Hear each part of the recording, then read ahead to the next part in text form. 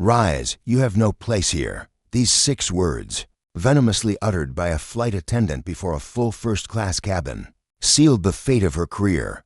Believing she was merely displacing a suspicious traveler for an arriving VIP, she remained oblivious. The man in the unassuming hoodie, whom she publicly shamed as security personnel escorted him down the aisle, was far more than just another passenger. He was the architect of her livelihood, the very individual whose signature authorized her salary. He was the proprietor of the aircraft beneath their feet. In precisely 5 minutes, he would deliver a stark reminder to all present.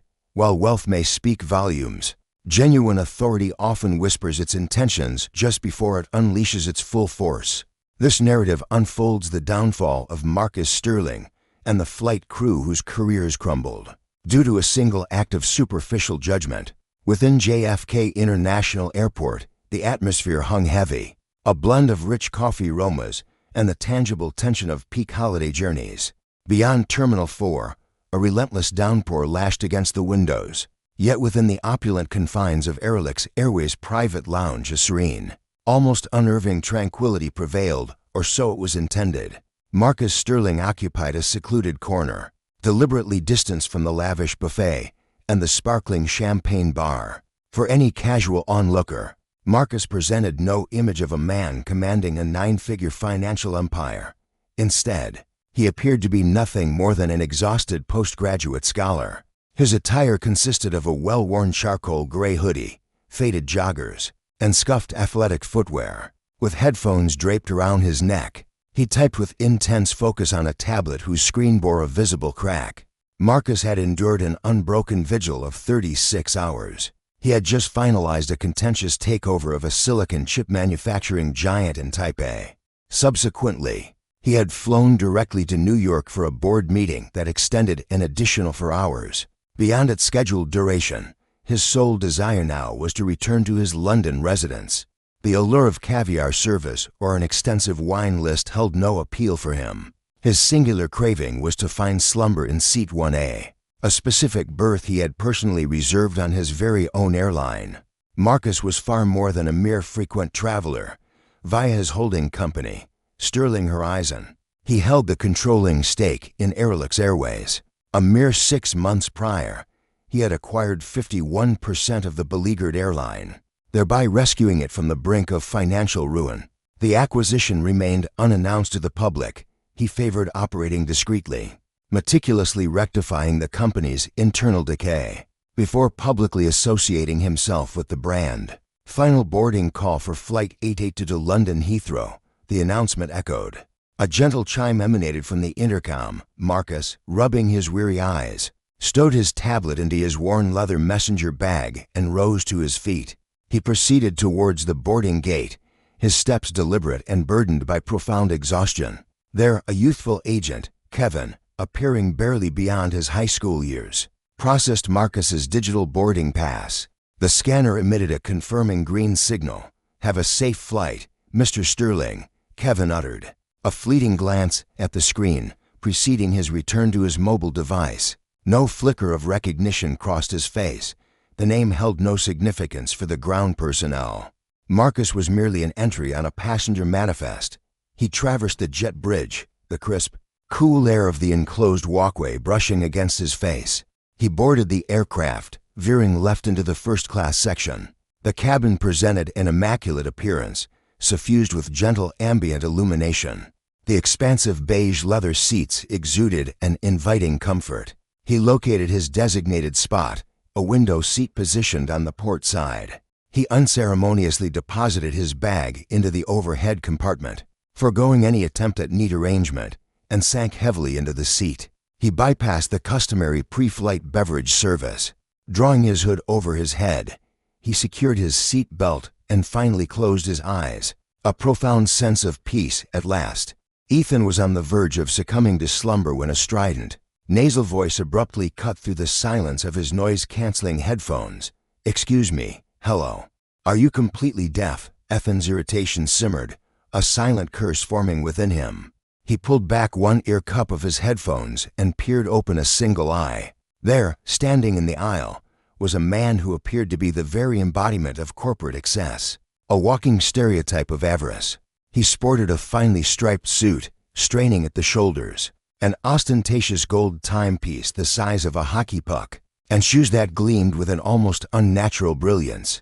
Appearing perpetually wet, his face was crimson, his blonde hair sculpted into an unyielding, helmet-like coiffure. "What can I do for you?" Ethan inquired, his voice a low, gravelly murmur. "You're occupying my seat," Victor Sterling retorted sharply, brandishing a boarding pass inches from Ethan's face. "Vacate it." Ethan experienced a moment of bewildered blinking. He then retrieved his mobile device from his pocket and activated its display. "I beg to differ," he stated. "My reservation confirms this. I secured this seat weeks in advance." The man, whom Ethan would soon identify as Victor Sterling, emitted a brief, disbelieving chuckle. He then swiveled his gaze towards the galley, producing a sharp, audible snap with his fingers. "Flight attendant, a situation demands your immediate attention here." A member of the cabin crew approached swiftly. Her name tag displayed Brenda. She was of considerable height, with a neatly coiled bun and a practiced smile that failed to engage her eyes. Having accumulated a decade of service on the transatlantic New York-London route, she regarded herself as the undisputed sovereign of the aircraft's interior.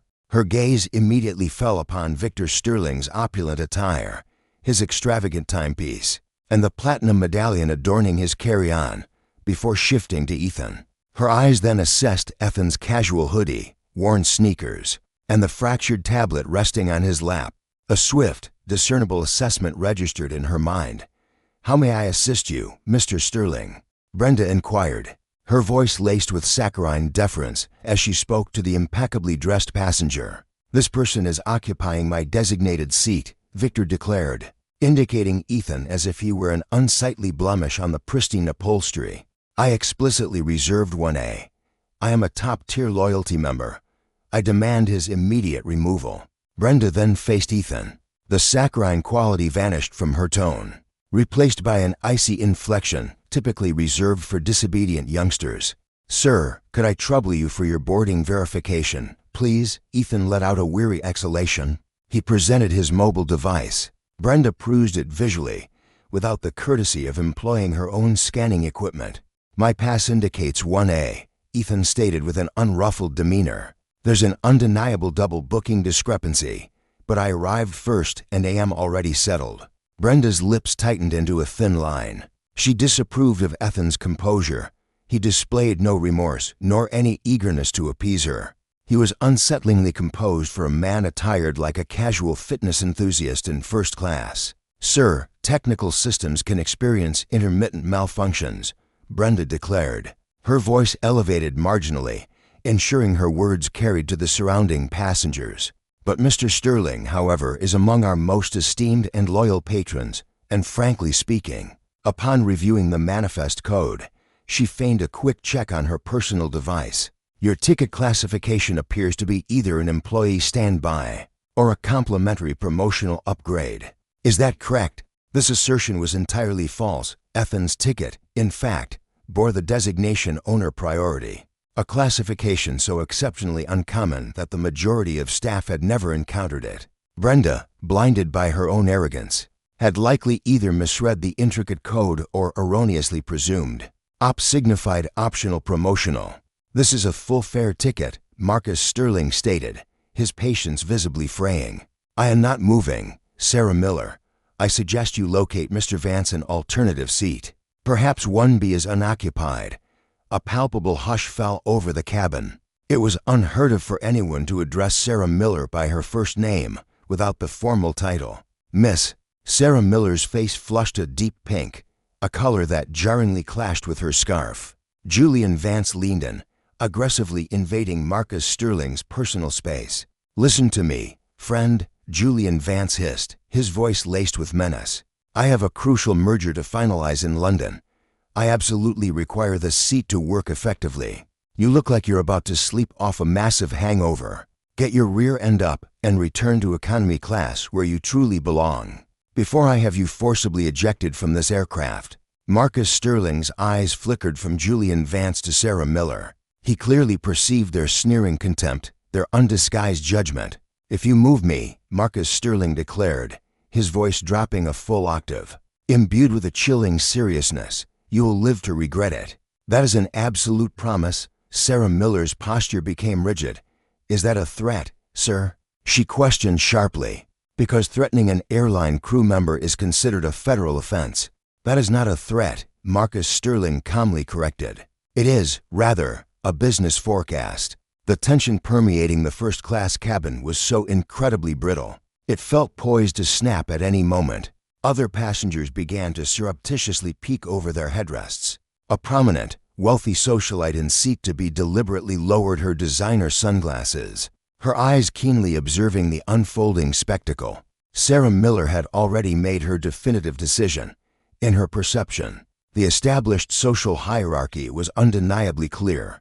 Julian Vance represented the quintessential Airlick's ideal customer, wealthy, demanding, and overtly successful. Marcus Sterling, conversely, with his worn, faded hoodie, looked like someone who had used airline miles from a cereal box promotion to somehow infiltrate the front of the aircraft. "I am going to ask you one final time," Sarah Miller declared, placing a hand firmly on her hip, a gesture of dominance she typically employed with intoxicated individuals and unruly teenagers. "Gather your personal belongings and vacate this seat. I can secure you a spot in premium economy, row 24. That is an exceptionally generous offer from me, considering your current attitude, row 24. Marcus Sterling scoffed, a dark, humorless chuckle escaping his lips. "I don't think so. This is absolutely ridiculous," Julian Vance roared, slamming his hand with considerable force against the overhead bin. "Why are we still conversing with him? He is unequivocally a squatter. Contact the captain. Call the authorities." "Sir," Sarah Miller stated to Marcus Sterling, her voice now chillingly icy, "if you do not vacate this seat within the next 10 seconds, I will be forced to flag this situation as a security incident. You will be forcibly removed from this aircraft, your name will be added to the no-fly list, and you will most likely spend the entire night in a holding cell at JFK. Is this particular seat truly worth incurring a criminal record?" Marcus Sterling's gaze met Sarah Miller's. He clearly perceived the deep exhaustion visible in her eyes. Certainly, but he also observed something far more disturbing, a deeply ingrained bias. She had not even bothered to verify his passenger status. She hadn't contacted the gate to verify the supposed double booking. Instead, she had simply glanced at his attire and made her choice. "Sarah Miller," Marcus Sterling uttered, making one last, desperate attempt to save her from her own misjudgment. "You absolutely need to review your tablet again. Look closely at the passenger code displayed right next to my name. It clearly states 0P. Do you truly understand what that specific designation stands for?" Sarah Miller, with a dismissive air, rolled her eyes. "It stands for operator promotional. It means you are nothing more than a freeloader. Now get up." "It signifies owner priority," Marcus stated calmly. Julian erupted into boisterous laughter. His loud, braying guffaw grated harshly on everyone's nerves. "Owner? You an owner? Just look at you," Julian scoffed. "You can barely afford a simple haircut, let alone the ownership of an entire airline. Who are you attempting to fool?" Julian demanded, then turned to the other passengers, openly soliciting their attention. "Hey everyone," Julian announced loudly. "This vagrant here claims he's the owner of the airline. Perhaps he even owns the peanuts," Julian added, prompting a few nervous chuckles from some passengers, though most simply appeared deeply uncomfortable. Sarah, however, was not laughing. A wave of intense fury washed over her. She felt personally ridiculed. With a decisive motion, she pressed the call button on her personal handset. "Captain," she stated firmly, "we're experiencing a level of disturbance within the first-class cabin. The passenger occupying seat 1A is refusing to relinquish a duplicated seat assignment and is disseminating erroneous information regarding airline operations. I am requesting immediate removal." She terminated the call, then fixed Marcus with a self-satisfied grin. "There," she declared triumphantly, "it is handled. You were given your opportunity," she added. The minutes stretched on, the aircraft remaining motionless at the gate. The steady hum of the air conditioning filled the cabin, an ominous sound akin to a ticking countdown. Marcus, however, remained perfectly still. With an unnerving calm, he simply unlocked his tablet and launched his email application. He then commenced drafting a message addressed to the esteemed board of directors of Airlix Holdings. The email was carbon copied to the HR director and JFK operations, bearing the stark subject line, "Immediate restructuring." He refrained from dispatching it immediately, choosing instead to observe the extent of their actions. Precisely 2 minutes later, the distinct, heavy thud of boots resonated from the jet bridge. Two Port Authority police officers then entered the aircraft, closely followed by Airlix's shift manager, a man named Greg. Greg appeared visibly agitated, beads of sweat glistening on his forehead beneath his poorly fitted blazer. His gaze darted from Sarah to Julian, finally settling on Marcus. "What exactly is transpiring here?" Greg inquired, nervously wiping his brow. "He is the source of the issue," Julian declared, a perfectly manicured finger jabbing accusingly at Marcus. "He's unlawfully occupying my assigned seat. I am Julian Vance, the Chief Executive Officer of Vance Global, and I utilize this airline's services at least 3 times every month. I demand his immediate removal. I want him off this plane right now." Greg then turned his attention to Marcus. "Sir," he requested, his voice slightly strained, "I must ask to see your boarding pass." Marcus once more presented his phone. Greg narrowed his eyes, scrutinizing the display, where he clearly saw the name Marcus Sterling. He hesitated, the name resonating with a strange familiarity, yet he couldn't quite pinpoint its origin. The name evoked images of precious metals or a financial institution. He failed to associate it with the unassuming figure in the hoodie seated before him. "Sir, a situation has arisen," Greg stated, attempting a diplomatic tone, yet visibly influenced by the aggressive stance of Sarah and Julian. "Mr. Vance holds diamond partner status. Our policy dictates that in cases of conflicting reservations, the member with higher status receives precedence. You'll need to disembark, I'm afraid. We can arrange a new booking for you on the first flight tomorrow. I won't be rebooking," Marcus declared firmly. "Furthermore, I'm not going anywhere. You're making a grave error, Greg. A mistake that will cost you your entire career. Mark my words." Sarah shrieked. "He's once again intimidating the crew. Officers, remove him." The uniformed police personnel advanced. A robust officer, whose face held a gentle expression despite his resolute demeanor, extended a hand. "Sir, please don't complicate this. You are required to exit the plane. You may address any grievances with corporate at a later time. Currently, you are causing a significant delay to this flight." Marcus met the officer's gaze. He understood the law enforcement official was merely fulfilling his duties, misled by the fabrications provided by the flight crew. "Very well," Marcus conceded, releasing his seatbelt. The sharp click resonated through the hushed cabin, akin to a pistol shot. Rising to his full height, he loomed over Julian Vance. Julian recoiled instinctively, unnerved by Marcus's imposing stature and the intense, unyielding gaze in his eyes. Marcus retrieved his carry-on from the overhead compartment, his eyes fixed on Sarah. "You desired my departure," Marcus stated, "and so I am complying. However, with my exit, this aircraft will remain grounded." "Oh, do go on, you pathetic failure," Julian scoffed, sidling past Marcus to occupy seat 1A. Julian settled into the seat, spreading his arms wide, a triumphant smirk gracing his lips like a monarch surveying a newly vanquished domain. "At last, a touch of sophistication in this cabin. May I offer you some complimentary champagne, Mr. Vance?" "Considering the inconvenience, I would be delighted," Julian responded. Marcus proceeded down the aisle, escorted on either side by the police officers. All eyes in the cabin pivoted to observe his departure. He discerned sympathy in some gazes, while others held undisguised amusement. A searing humiliation ignited within his chest, yet he suppressed it, forging the raw emotion into an unyielding, steely determination as he exited the aircraft. Stepping onto the jet bridge, the chill air once more enveloped him. Greg, the manager, trailed behind him. "I regret that circumstances unfolded in this manner, sir. Should you visit the service desk, I can endeavor to secure a meal voucher for you." Marcus halted, turning to face Greg. No shouts, no raised voice escaped him. Instead, he calmly retrieved his phone and initiated a call. "You won't be needing to provide me with any voucher, Greg," Marcus stated. "What you do need to do is begin updating your curriculum vitae."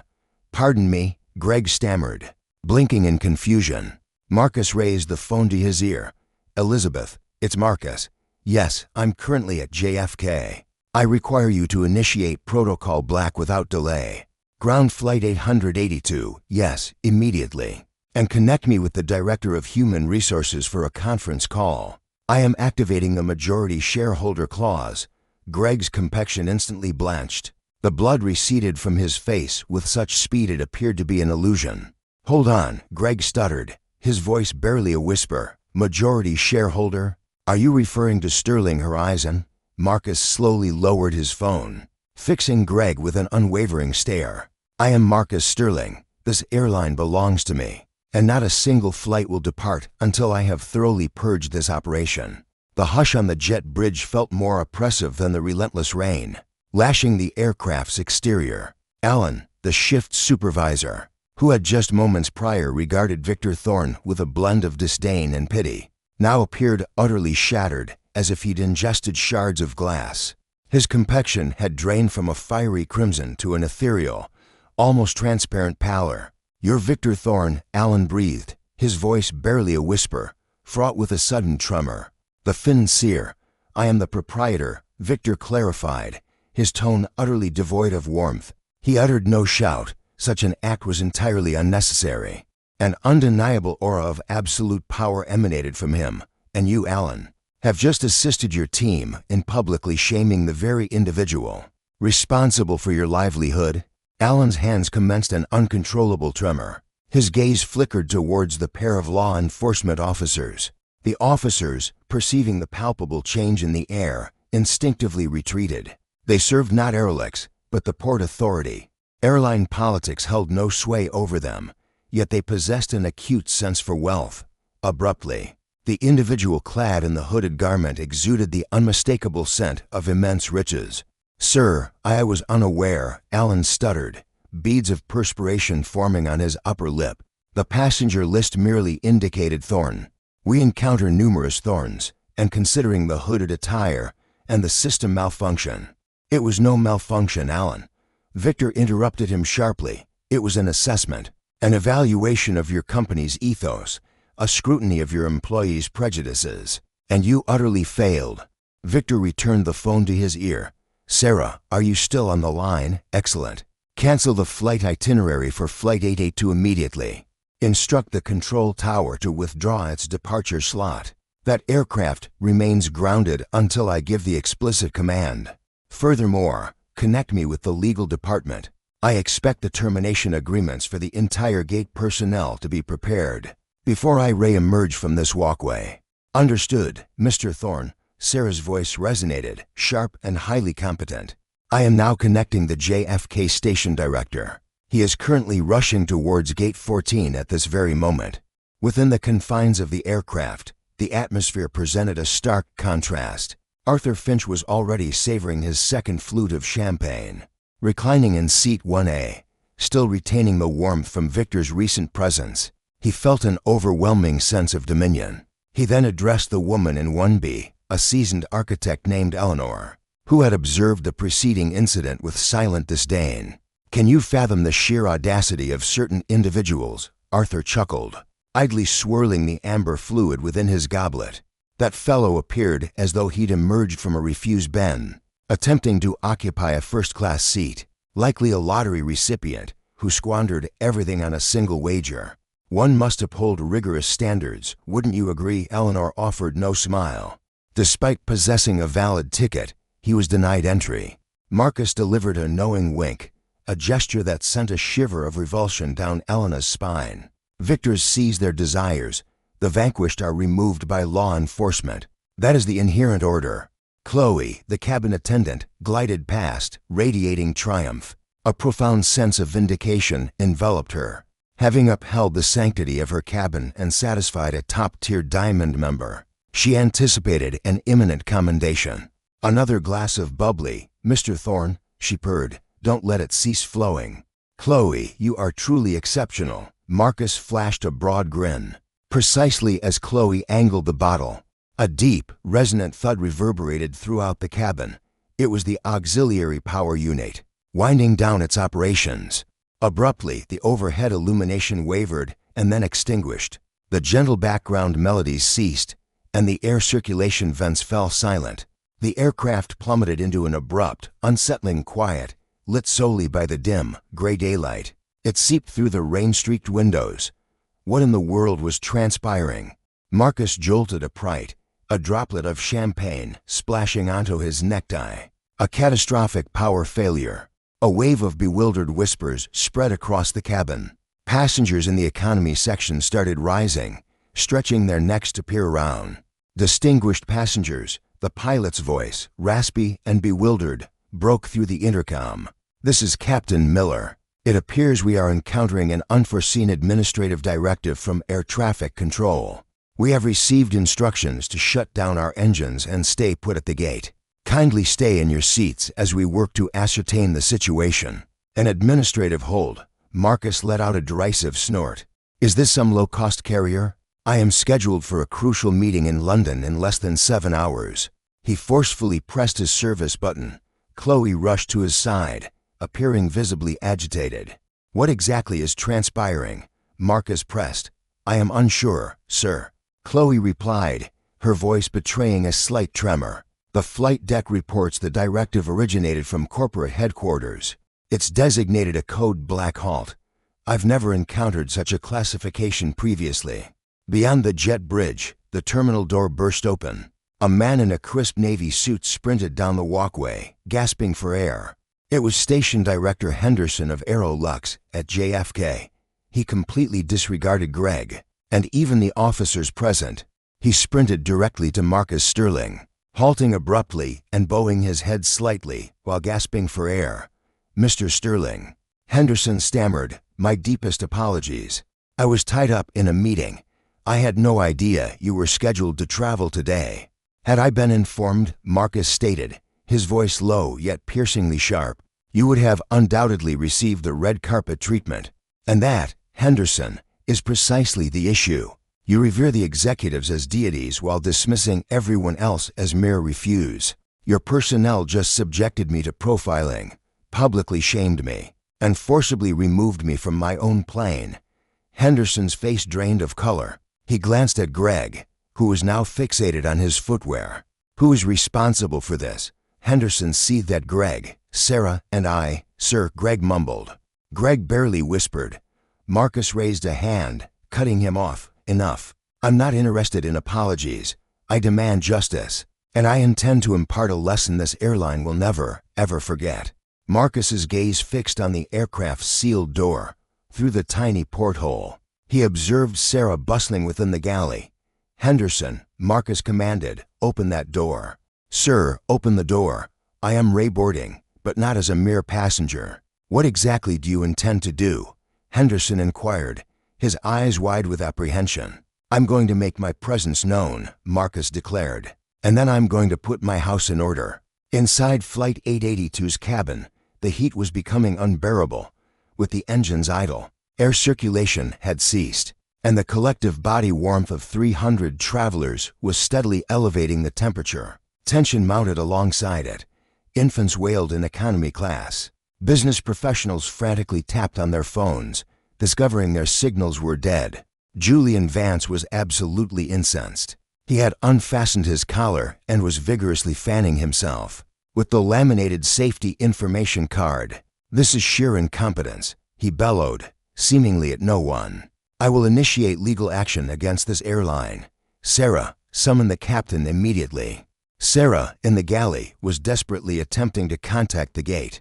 She tried the internal phone system, but her calls went unanswered. A cold knot of apprehension tightened in her stomach. Something was profoundly amiss. This felt like more than a mere mechanical malfunction. This felt deeply personal. Abruptly, the aircraft's substantial door swung inward. The distinct click of the latch disengaging reverberated through the hushed first-class cabin. A refreshing gust of cool, crisp air swept inside, and every head snapped around to witness what was happening. Passengers anticipated a mechanic or perhaps the captain emerging to inspect the equipment. Instead, they observed Station Director Henderson himself stepping aboard the aircraft. His expression was somber. He positioned himself to the side, holding the door ajar with the deference of a doorman. And then Marcus Sterling entered, the man in the hoodie, the very individual who had been forcibly removed just 10 minutes prior. Alexander now moved with a distinct vigor. His posture was upright, his gaze unwavering. Gone was the weary traveler. He now resembled a hunter stalking prey within a confined space. Trailing him were two fresh faces, a woman in a crisp blazer clutching a tablet, the local HR representative who had rushed from the terminal, alongside two police officers. Instead of merely escorting, they now guarded him closely. A profound silence descended upon the first-class section. Eleanor, startled, let a plastic cup slip in the galley. It echoed loudly as it hit the deck. She gazed at Alexander, her lips parted in disbelief. "You," she stammered, her voice a gasp. "Sir, you are forbidden from this aircraft. You were ejected. Security." Her eyes darted to the officers behind Alexander, anticipating his immediate apprehension. Yet, they remained motionless, observing her with impassive countenances. Alexander paid her no mind. He strode past the galley, entering the first-class aisle. He halted directly beside row 1, his gaze fixed on Victor Thorne. Victor Thorne glanced upwards, his features contorting into a disdainful sneer. "Oh, you must be joking. The vagrant has returned. Did you misplace your collection of cans?" Victor Thorne then addressed Miller. "Miller, I recognize you. Remove this refuse from the flight so we can depart." Miller advanced, his complexion ashen. "Mr. Thorne, I strongly suggest you maintain silence." "Silence? I am a Diamond member," Victor Thorne roared, rising to challenge Alexander. They now stood eye to eye. "Hear me, friend. I'm unaware of your method of rayboarding, but you are impeding my merger. Do you comprehend my identity? I am Victor Thorne." Alexander observed Victor Thorne, scrutinizing him as a researcher might an intriguing microbe beneath a lens. "I am aware of your identity, Victor," Alexander stated, his voice composed yet resonating throughout the cabin. "You are the Chief Executive Officer of Thorne Global. You are presently utilizing your corporation's resources to purchase a logistics enterprise in Leeds. Your share price hovers at $42, yet your credit is severely overextended." Victor Thorne became rigid, his eyes dilating. How could you possess such knowledge?" "Because," Alexander proceeded, "I rejected your loan request just last week." An absolute stillness enveloped the cabin. "What?" Victor Thorne breathed. "My name is Alexander Sterling," Alexander declared, his tone gaining a slight, commanding clarity. "I am the Chief Executive Officer of Sterling Horizon. I possess ownership of the bank to which you applied. I own the logistics company you are attempting to acquire, and as of half a year ago." Alexander slowly pivoted to face Eleanor, who stood quivering near the cockpit entrance. "I own this airline."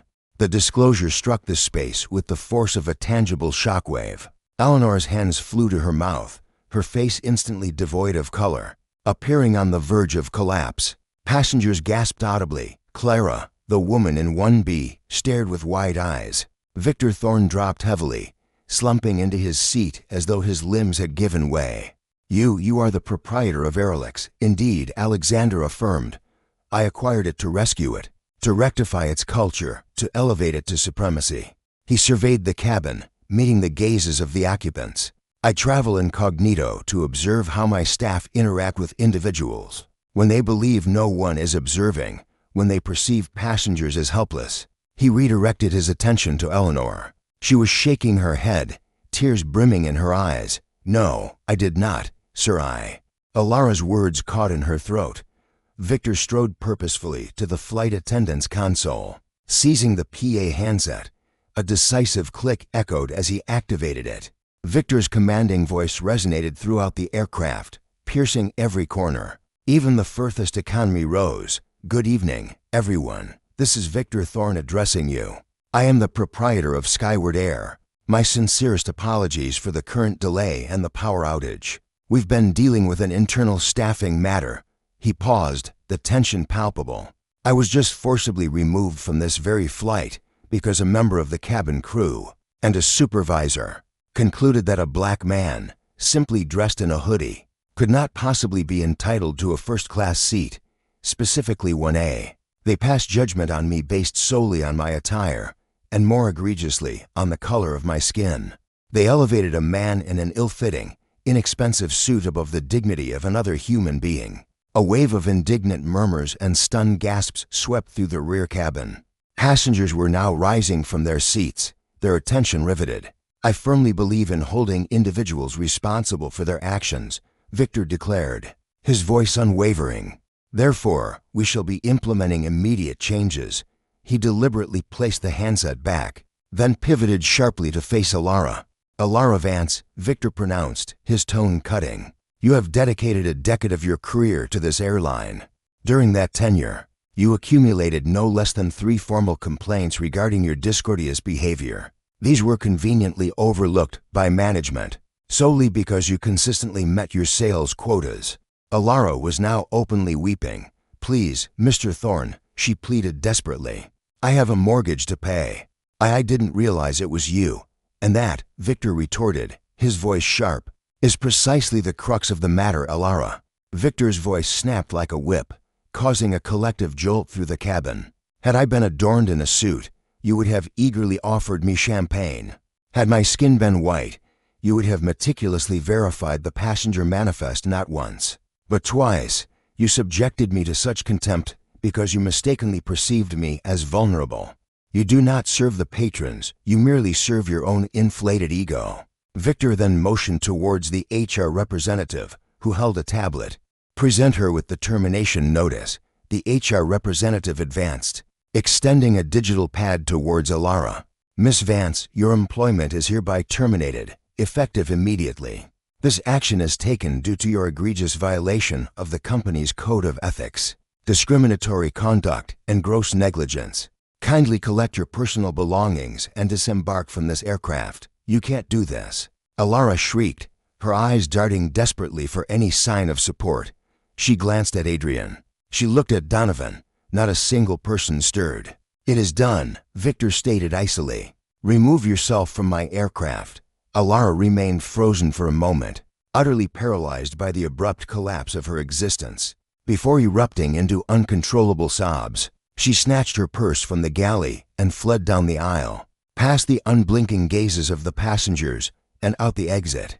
A profound silence once again enveloped the cabin, yet Victor's business was far from concluded. He pivoted back towards seat 1A, Adrian Croft. Adrian was attempting to shrink into himself, making himself as inconspicuous as possible. He stared fixedly out the window, feigning complete unawareness of the unfolding drama.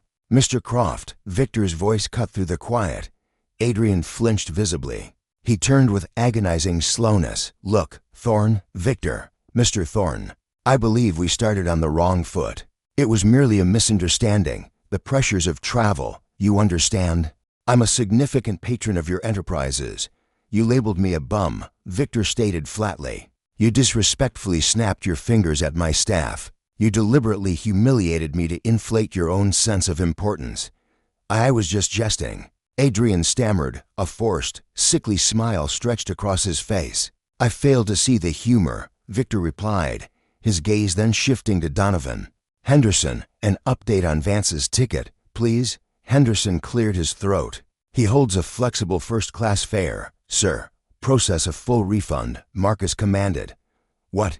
Julian shot to his feet. "You can't remove me. I have entitlements. I'm a top-tier member." "Not any longer," Marcus stated, his voice unnervingly calm. "You are permanently barred from Aerolix, and not merely Aerolix Sterling. Horizon holds significant interests in 3 prominent hotel chains and to car rental companies. Should you manage to secure alternative transport to London by the time you arrive, your accounts with them will also be frozen." "You're insane," Julian roared, his face a deep crimson. "You're utterly vindictive." "I am the owner," Marcus declared, stepping aside and gesturing towards the exit. "And I require my seat back. Depart now." Julian's gaze darted frantically around him. He noticed the occupants of 2A, and to be smirking, he observed the security personnel advancing, poised to escort him away.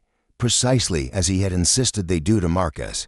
Confronted with his undeniable defeat, Julian snatched his briefcase. He attempted to salvage a shred of dignity, straightening his suit jacket. "This airline is a complete farce regardless," Julian grumbled, shoving past Marcus. "I'll arrange private travel for my next journey." "With whose funds?" Marcus inquired softly as Julian walked by. "Your business loan will be revoked tomorrow." Julian became rigid in the doorway, a wave of dread engulfing him. He cast a final glance at Marcus, comprehending the full magnitude of his miscalculation. He hadn't merely forfeited a flight, he had potentially jeopardized his entire enterprise. He staggered onto the jet bridge, utterly defeated. Marcus remained standing in the aisle. He drew a deep breath, then surveyed the passengers, who were observing him with astonished gazes. His gaze then fell upon Greg, the manager, who continued to shrink back by the door. "Greg," Marcus stated. "Yes, sir," Greg whimpered. "You are not terminated," Marcus declared. Greg let out a shaky breath, his knees nearly giving way from sheer relief. "Oh, my gratitude, sir." "Thank you. You are, however, demoted," Marcus proceeded. "It's evident you lack the ability to lead or to uphold proper protocol. You will report to the baggage handling training center first thing tomorrow morning. You're slated to spend half a year loading luggage, come rain or shine. Perhaps then you'll acquire respect for those who don't don suits." Greg nodded vigorously. "Absolutely, sir. Anything you command." Marcus then faced the cockpit. Captain Reynolds stood in the entrance, appearing utterly bewildered. "Captain," Marcus stated, "I presume we have a timetable to adhere to. Is a substitute flight attendant available? We can summon one from the reserve pool." The captain replied, "That will require 30 minutes. "Proceed," Alex commanded. Then, addressing the pilot, "Captain, open the bar. All drinks are on me for everyone aboard, even in economy. Offer our apologies for the hold-up." The captain responded, "Understood, sir." The pilot's hand shot up in an automatic salute. Alex then shifted his gaze to seat 1A. Finding it vacant, he flung his worn messenger bag into the compartment above, then settled into the plush beige leather, drawing his hood over his head. He finally shut his eyes. At last, Alex murmured under his breath. Yet, the unfolding saga was far from its conclusion. Indeed, it had barely begun. For even as Alex asserted his authority at 30,000 feet, the footage of the confrontation, captured by the prominent socialite in seat to be, was already streaming onto TikTok. By the moment their aircraft touched down in London, global attention would be fixed upon it. Victor Thorne had no intention of yielding without a brutal struggle. High above the dark, turbulent expanse of the Atlantic, at 38,000 feet, the interior of Airlix Flight 882 remained eerily silent. The ambience, nevertheless, had transformed from the charged, anxious energy of the runway into an almost reverent hush. Alex Sterling lay deeply asleep in seat 1A. For 3 hours, he had remained utterly still. The substitute flight attendant, a young woman named Lily, called in from standby, moved with extreme caution whenever she walked past his seat. Whispers had reached her even before she stepped onto the plane. The company's formidable owner was among the passengers. He had just dismissed the head purser, and now he sat cloaked in a simple hoodie. With trembling hands, Lily carefully set a new bottle of water on his console, petrified of disturbing his slumber. Yet, merely to rows behind, the world was stirring to life. Isabella Rossi, the prominent socialite occupying seat to be, was wide awake. Hooked into the aircraft's Wi-Fi, her gaze was fixed intently on her phone's display, her thumb furiously navigating Twitter, Instagram, and TikTok. The footage she had uploaded, a raw, unsteady 45-second recording of Alex confronting Victor Thorne and Brenda Hayes, had been live for 4 hours. It had amassed a staggering 22 million views. Its associated hashtags were dominating global trends. The trending topics screamed, "Hoodie Ecchio, Aerolix Justice," and "Sit Down Victor." Isabella leaned conspiratorially across the aisle, whispering to the passenger in 2A, a retired surgeon known as Dr. Bennett. "Have you witnessed this?" Isabella breathed, angling her phone. "CNN just broadcast it. The BBC is featuring it as a breaking news alert. Dr. Bennett adjusted his spectacles. It's high time. Individuals like Thorne have been intimidating their way through existence for far too long. However, observe the comments. She added, it's turning hostile. He spoke the truth. While the vast majority of online users celebrated Alex, an opposing narrative was rapidly taking shape, meticulously crafted by an exorbitantly priced, utterly desperate public relations apparatus. 4,000 miles distant, within a secluded hangar at Teterboro Airport in New Jersey, Victor Thorne stalked the plush carpet of a chartered Gulfstream jet. He was incandescent with rage, his face crimson, bellowing into his phone. He had not retreated home. He had not surrendered. Victor Thorne was an individual convinced that wealth possessed the power to reshape truth itself. If Airlix was denied to him, he would simply charter a private flight. The cost was $50,000, a sum he didn't precisely possess. Cash flow was constrained until the London merger finalized. Yet he had brazenly billed it to the corporate account. He absolutely had to reach London before Alex Sterling's rival. He needed to seize control of the unfolding story. I don't care how you achieve it, Leo, Victor roared into the phone at his crisis manager. Leo Maxwell, spin this. The man was erratic. He menaced the crew.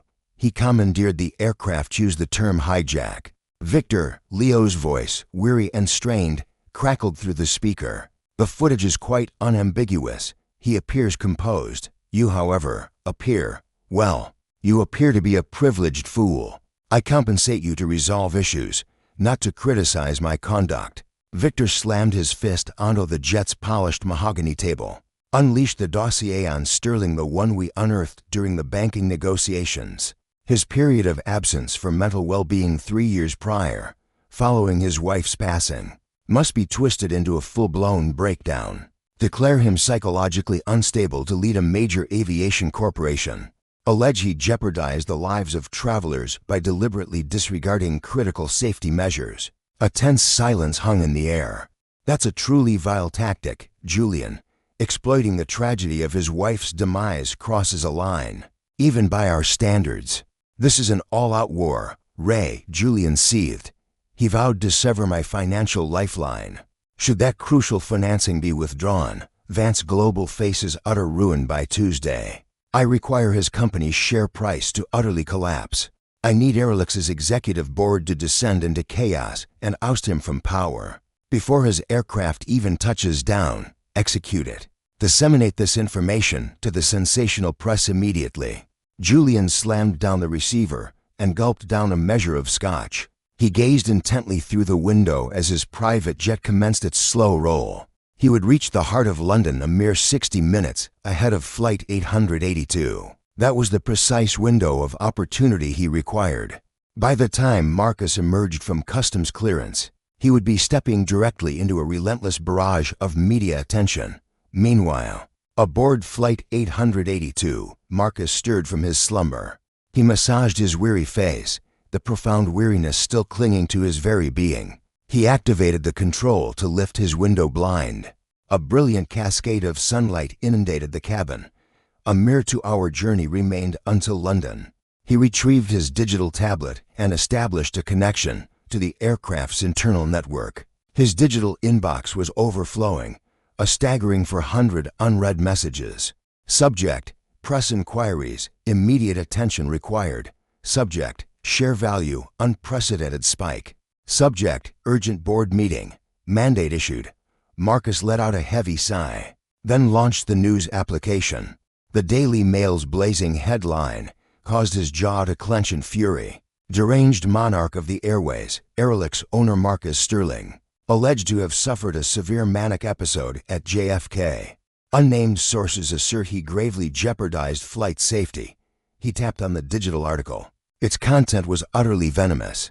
Anonymous sources claimed Marcus had been ranting nonsensically and verbally assaulting personnel. It referenced his deceased wife, Clara, suggesting his profound sorrow had warped him into an erratic despot.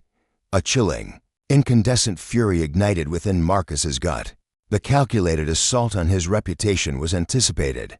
The invocation of Clara's name, however, was an unforgivable transgression. He perceived a presence beside him. It was Elena, from the adjacent seat to be. "Mr. Sterling," she inquired gently. Marcus lifted his gaze, his eyes initially steely, before consciously softening their intensity. "You absolutely must witness this," she declared. "I captured the entire event on video. The latter portion remains unreleased. It's the segment where you articulated your reasons, maintaining your composure while they erupted in shouts." Marcus fixed his gaze upon the woman. "What is your purpose in presenting this to me?" "Because I witnessed the defamatory content they just published concerning you," Elena stated, raising her phone. "That malicious article. They are fabricating falsehoods, and I have no tolerance for aggressors." Marcus seized her phone and absorbed the footage. It was flawless. It unequivocally displayed his self-control.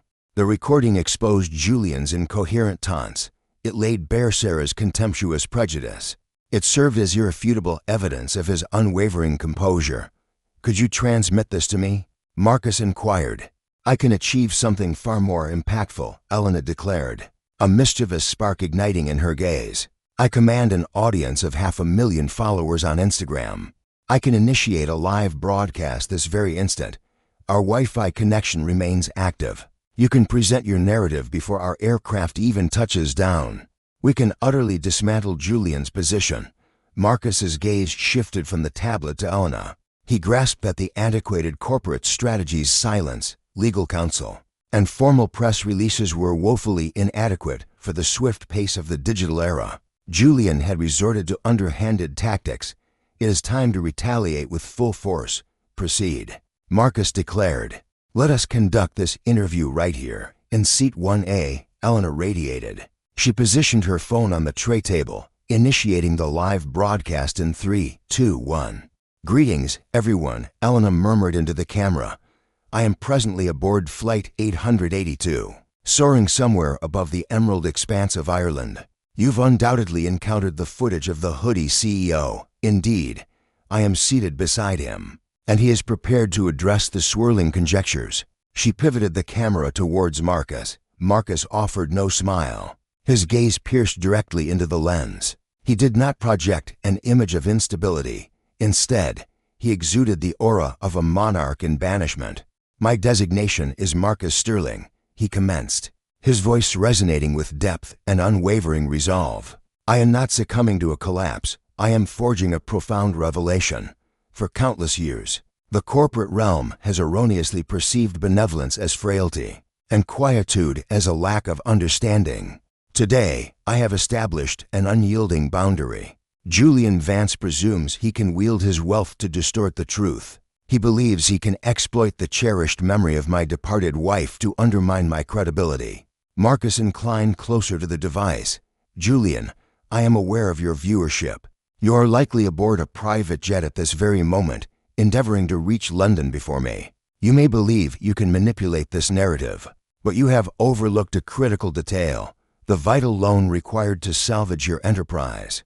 The requisite documents remain unsigned, and the board meeting you are hastily pursuing. I am the principal shareholder of the very corporation you seek to acquire. So, flee as much as you desire, Julian, but upon my arrival, I shall not merely reclaim my rightful position, I shall dismantle your entire legacy." Elena terminated the live broadcast. "What was your assessment?" she inquired, her voice tinged with exhilaration. Marcus settled back. "Disseminate it." In less than 10 minutes, the live transmission had been extracted, re-uploaded, and disseminated across 2,000,000 instances. The prevailing narrative shifted instantaneously.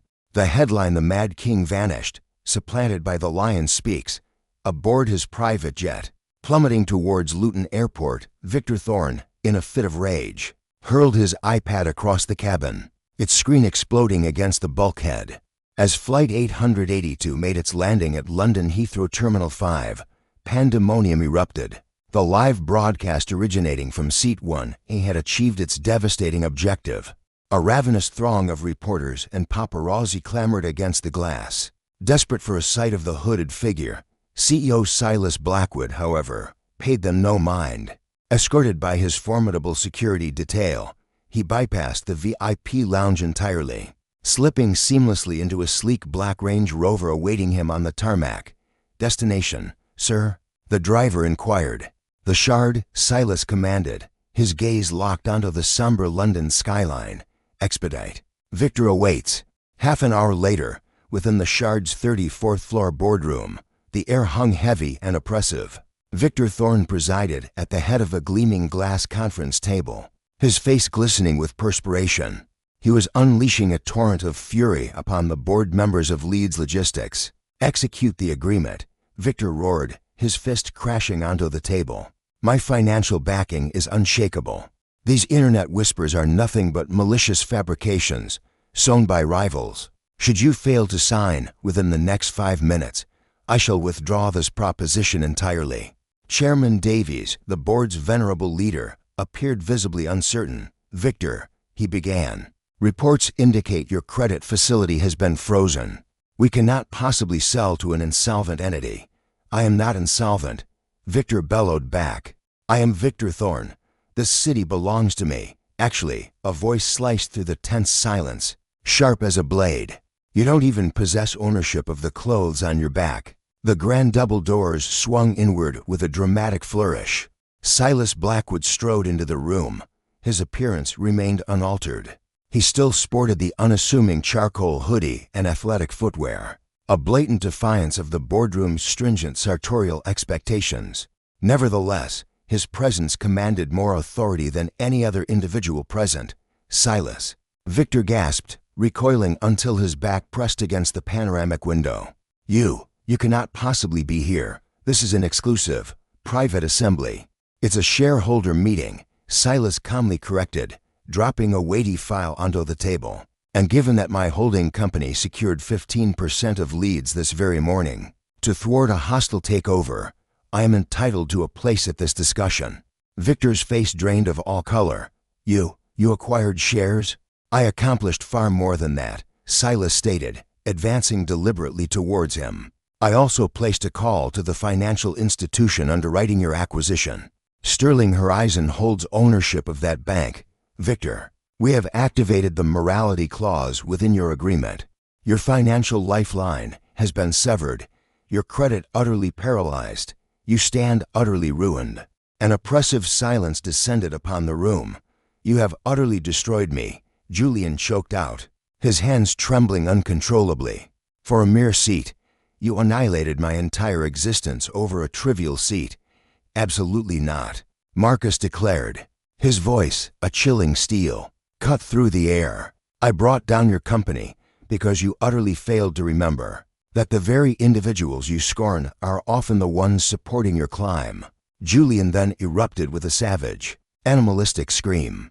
Julian seized a weighty crystal pitcher from the table, then lunged ferociously at Marcus, roaring. "I'll end you." Marcus remained utterly unfazed. His chief of security, Knox, became a swift, indistinct streak, slamming Julian onto the luxurious carpet with a sickening, bone-jarring impact. The pitcher exploded into fragments, drenching Julian in a cascade of water and razor-sharp glass. "Release me," Julian wailed, convulsing on the floor as the mournful cry of police sirens pierced the air from beyond. "I am a CEO," Marcus stated, towering over Julian, his gaze filled with a chilling pity. "Devoid of rage, no longer," Marcus murmured. "Now you are merely a passenger, and you have been forcibly disembarked." Marcus then pivoted towards the aghast board members, calmly fastening his hoodie. "Gentlemen, I regret this unfortunate spectacle. My team will deliver a substantial cash proposal by morning, one entirely free of such theatrics." Marcus exited the chamber, abandoning Julian Vance to his despair, a broken figure weeping on the floor, his anguished sobs reverberating through the desolate silence of his shattered empire. A quarter of a year had elapsed since the tumultuous events aboard Flight 882. The tempest of public outrage had finally abated. Yet within the gleaming glass confines of Airlix Airways, the very essence of its culture had undergone an irreversible transformation. On a sodden Tuesday at Heathrow, Marcus Sterling observed a monitor from the heart of the security control center. "Amplify the audio feed from camera 4, Marcus instructed quietly. The screen displayed a lone figure at the economy check-in counter. It was unmistakably Julian Vance. The tailored Italian suit was conspicuously absent, supplanted by a flimsy, poorly fitting blazer. He appeared emaciated, his former arrogance flayed away like peeling varnish. "I assure you, this is a valid prepaid card," Julian implored the agent, his voice quivering. "I have a crucial job interview in Glasgow for a telesales role. Punctuality is paramount." "My apologies, sir," the agent responded, her tone courteous yet unyielding. "Your card has been rejected, and furthermore, the system indicates a perpetual alert associated with your passport. You have been irrevocably placed on the Airlix no-fly roster. This is a lifetime prohibition, personally decreed by the CEO." Julian sagged against the counter, utterly vanquished. He cast furtive glances about him, consumed by the dread of being identified as the erstwhile titan of Wall Street. He clutched his meager plastic bag and retreated, vanishing into the surging throng. Merely another indistinguishable visage amidst the multitude he once held in utter contempt. "Retribution," Marcus murmured, averting his gaze from the monitor. "It doesn't roar. It simply seals your fate." Marcus departed the control tower, making his descent into the labyrinthine baggage handling tunnels deep beneath Terminal 5. The atmosphere was thick with the pungent odors of diesel and damp concrete. He paused at conveyor belt 4. There, toiling, was Greg, the erstwhile manager, who had once attempted to forcibly remove Marcus from the aircraft.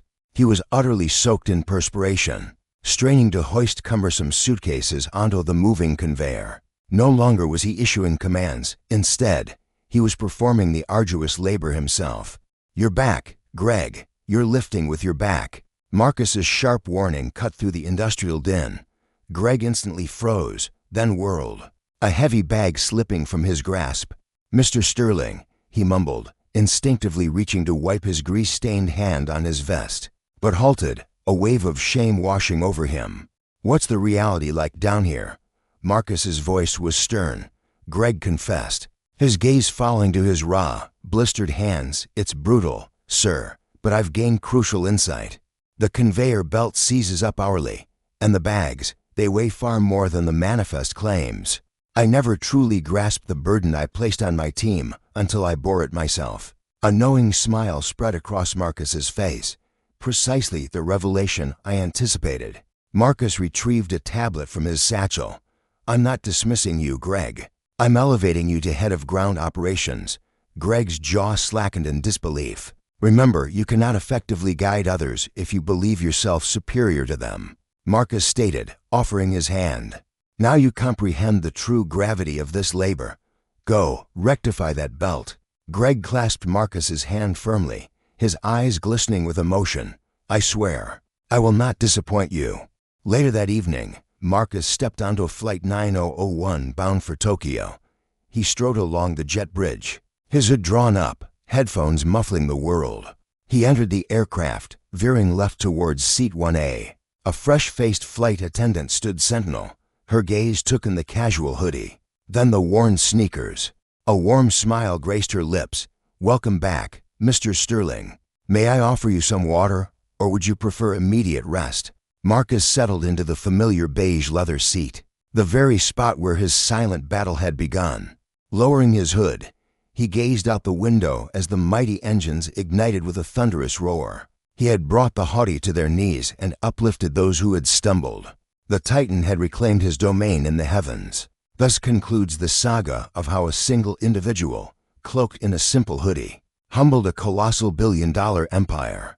This serves as a potent reminder: genuine worth is never measured by a price tag, a tailored suit, or a privileged seat number. Instead, it resides in the compassion we show others, especially when we perceive no personal gain. Julian Vance absorbed this truth through bitter experience, forfeiting both his wealth and his self-respect. Greg, conversely, grasped it through arduous labor, reclaiming his standing with profound humility. And Marcus Sterling unequivocally demonstrated that the most formidable presence in any gathering is frequently the one dismissed or ignored. If you stood in Marcus's shoes, what path would you have chosen? Would you have extended a lifeline to Greg, or would you have summarily dismissed him? Have you ever witnessed the swift hand of karma unfold in reality? Share your experiences in the comments section beneath. I meticulously review each and every one. If this tale of justice and redemption resonated with you. Please obliterate that like button to aid us in conquering the algorithm, just as Marcus triumphed over Julian. And remember to subscribe and activate the notification bell, ensuring you never miss another compelling narrative. We deliver gripping, twist-laden sagas weekly. Thank you for tuning in. And always remember, practice kindness. The unsettling reality is, you can never truly know the individual on the other side.